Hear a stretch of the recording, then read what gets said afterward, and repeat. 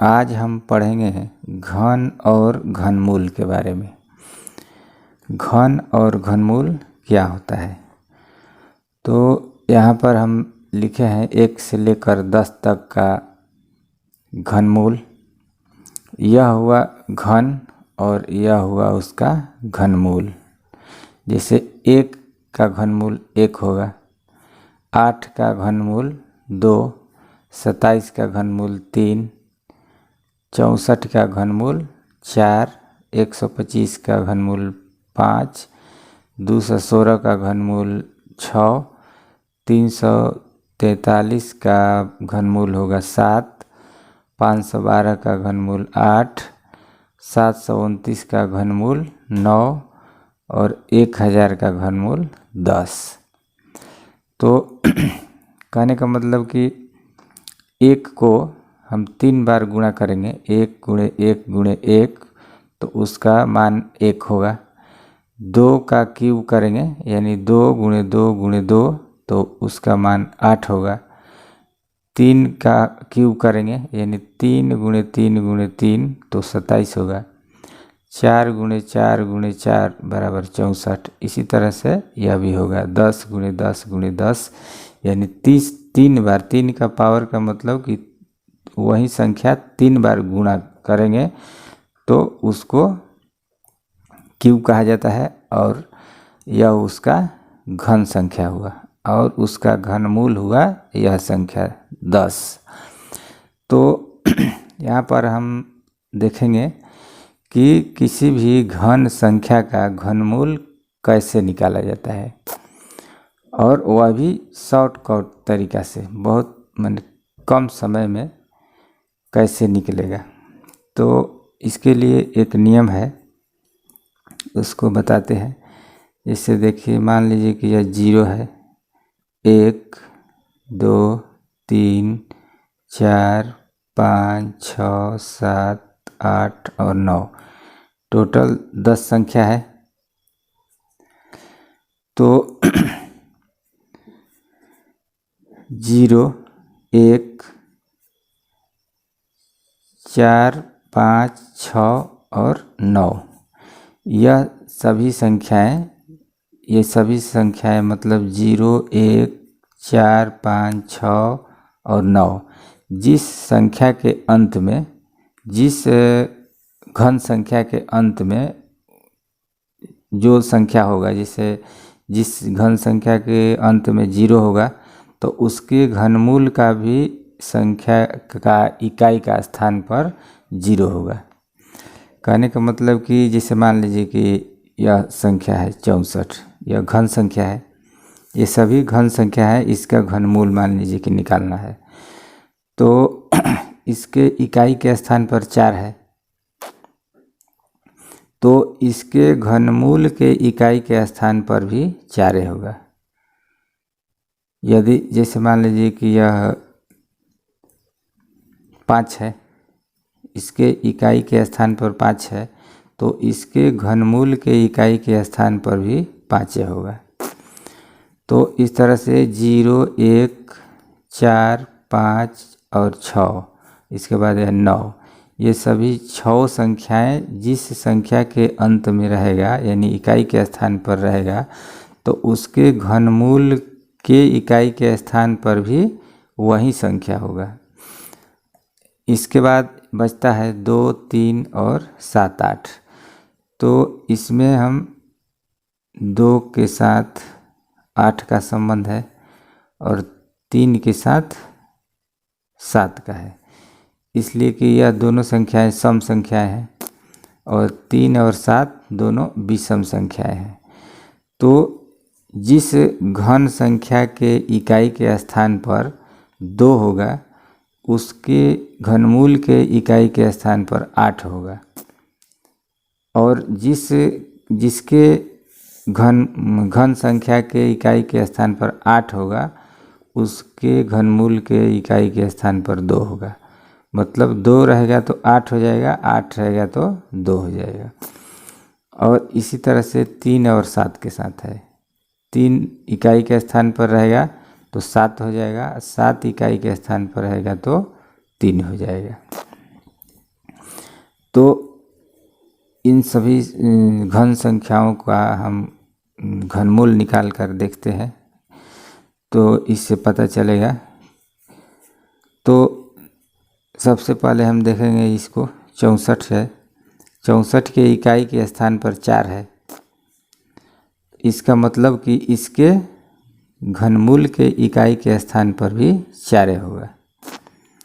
तो इसका आंसर हो जाएगा 4। 4 का मतलब कि 4 × 4 × 4 करने पर 64 होगा। 4 × 4 4 चौका 16, 16 चौका 64, यानी 64 का घनमूल 4 होगा। इसके बाद 512 है, तो इसके इकाई के स्थान पर 2 है। तो जहाँ भी इस इकाई के स्थान पर 2 रहेगा तो उसके घनमूल के इकाई के स्थान पर 8 हो जाएगा। तो इसका घनमूल हो जाएगा 8। इसके बाद हम तीसरा को देखते हैं।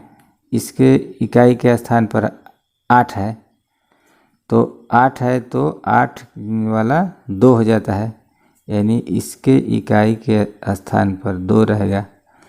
लेकिन यह संख्या 3 से अधिक है, तो इस 3 का त्रिक लगाते हैं। जिस तरह से वर्गमूल में हम जोड़ा लगाते हैं, उसी तरह से घनमूल में त्रिक लगाया जाता है। 3 का समूह बनाया जाता है। तो इधर से इकाई के तरफ से 3 का त्रिक लग गया, इसके बाद यह 10 बच गया। तो इस तीनों संख्याओं की जगह पर तो यह 2 हो गया, इसलिए कि इसके इकाई के स्थान पर 8 है, तो घनमूल के इकाई के स्थान पर 2 होगा। 8 वाला 2 हो जाता है और 2 वाला 8 होता है। तो इकाई का स्थान तो मालूम हो गया। इस घन संख्या का घनमूल के इकाई का स्थान मालूम हो गया, और दहाई का स्थान मालूम करने के लिए यह 10 बचता है। तो 10 को हम देखेंगे इसमें कि 10 8 और 27 के बीच में है, तो छोटा वाला हम संख्या ले लेंगे 8। जो भी रहेगा उसमें छोटा वाला लेना है। यदि 8 और 27 के बीच में है यह संख्या 10, तो छोटा वाला लेंगे 8, और 8 का घनमूल जो है 2 है, तो यहाँ पर 2 लिखेंगे, यानी इसका टोटल घनमूल 22 हो जाएगा। अब हम देखेंगे यह चौथा 27,000 है। इसमें भी त्रिक लगाएंगे इधर से। इसके बाद यह 27 है। तो जब हम देखते हैं कि जिसके इकाई के स्थान पर 0 रहता है, तो उसके घनमूल का भी इकाई के स्थान पर 0 रहता है, 0 होगा, तो 0 लिखेंगे। इसके बाद दहाई का अंक मालूम करना है। दहाई का अंक मालूम करने के लिए यहाँ पर 27 है, तो 27 का घनमूल है 3, तो यहाँ पर 3 हो जाएगा, यानी 30 हो गया इसका घनमूल। अब हम अगला देखेंगे 5वां। इसमें भी त्रिक लगाएंगे, पहले 3 का समूह लगाएंगे। तो इसके इकाई के स्थान पर 5 है, इसका मतलब कि घनमूल के इकाई के स्थान पर भी 5 होगा।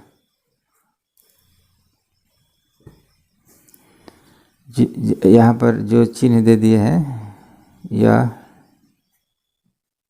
इस चिन्ह वाला जो जितना भी संख्या है, यदि इकाई के स्थान पर है तो उसके घनमूल के इकाई के स्थान पर भी वही संख्या रहेगा।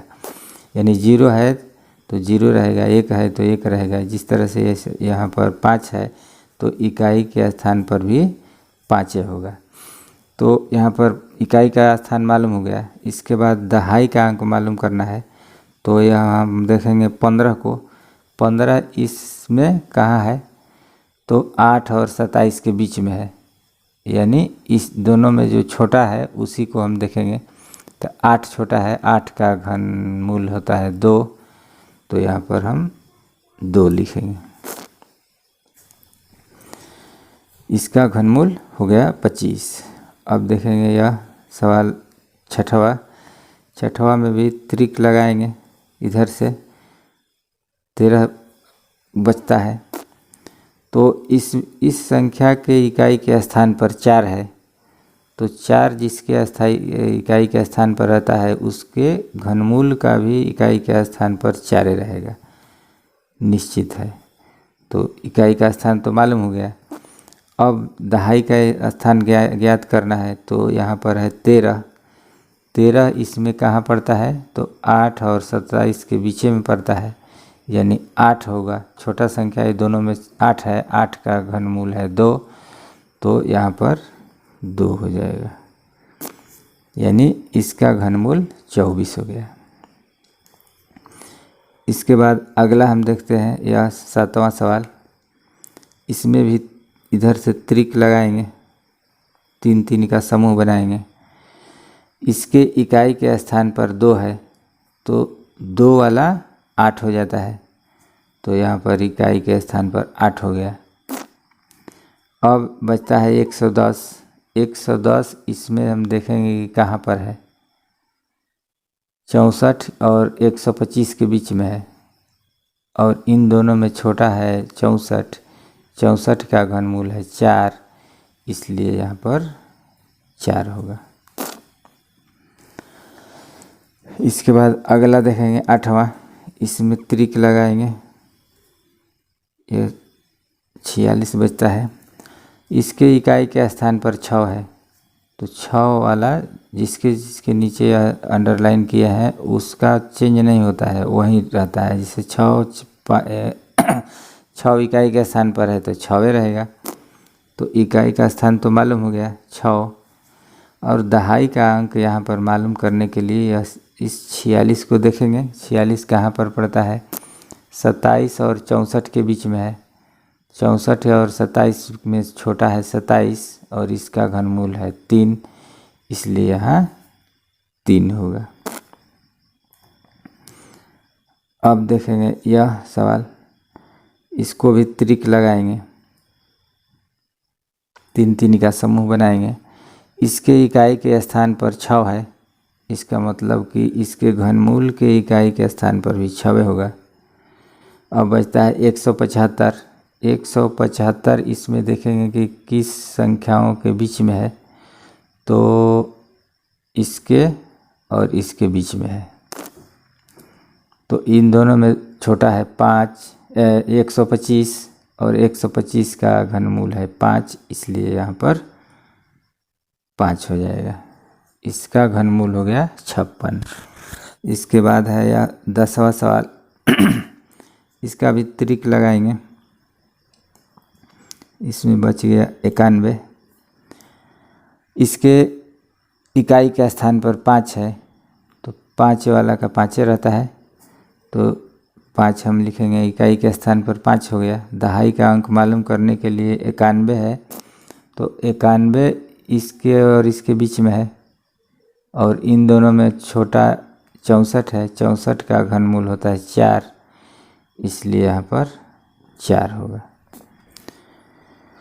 तो इसका घनमूल हो गया 45। इसी तरह से और भी जितना भी संख्या होगा इसी नियम के आधार पर बनेगा, यानी जिसके घनमूल के इकाई के स्थान पर 0 हो तो 0 इकाई के स्थान पर रहेगा घनमूल में के भी। यदि घन संख्या के इकाई के स्थान पर 1 है तो उसके घनमूल के इकाई के स्थान पर भी 1 होगा। उसी तरह से 4, 5, 6 और 9 यह भी संख्या यदि इकाई के स्थान पर रहता है तो उसके घनमूल के इकाई के स्थान पर भी वही संख्या होगा।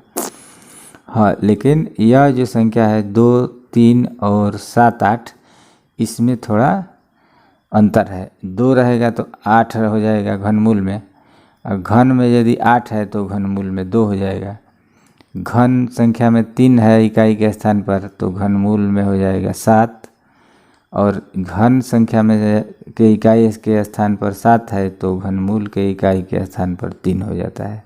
इसे 4913 है, इसका घनमूल निकालना है। तो इसमें भी त्रिक लगाएंगे। यह 4 बच गया अकेले, तो इसके इकाई के स्थान पर 3 है, तो 3 वाला का हो जाता है 7, तो 7 यहाँ पर लिख देंगे। इकाई का संख्या मालूम हो गया। और दहाई मालूम करने के लिए 4 संख्या बचता है। 4 जो है 1 और 8 के बीच में है, और इस दोनों में छोटा है 1, यानी 1 का घनमूल होता है 1, इसलिए यहाँ पर 1 होगा 17। 4913 का घनमूल होगा 17। इसके बाद मान लीजिए कि यह संख्या है 17,557, तो इसको हम निकालते हैं, देखते हैं। त्रिक लग गया, फिर यह 17 बचता है, तो इसके इकाई के स्थान पर 7 है, तो 7 वाला 3 हो जाता है, तो 3 यहाँ पर लिखेंगे। इसके बाद यह बचता है 17। 17 इसमें देख लेंगे,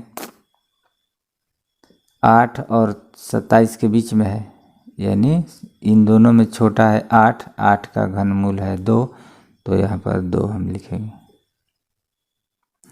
इसके बाद अगला सवाल एक बड़ा ले लेते हैं।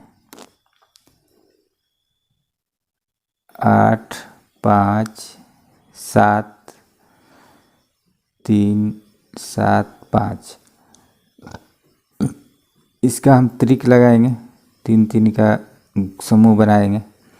इसके इकाई के स्थान पर 5 है, तो 5 वाला का ही 5 रहता है।